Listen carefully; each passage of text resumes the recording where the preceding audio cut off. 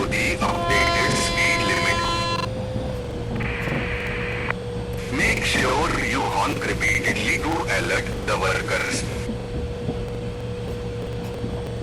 Okay, thanks for the heads up.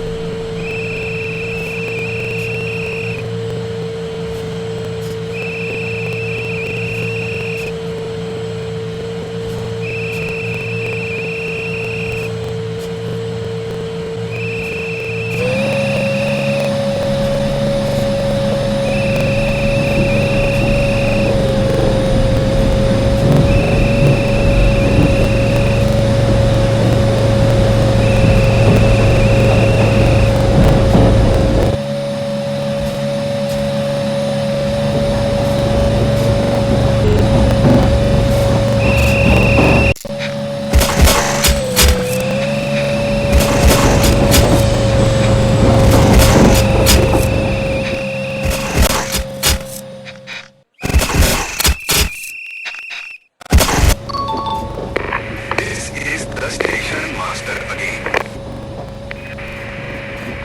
You have crossed the low speed limit zone now. You can get up to your cruising speed now.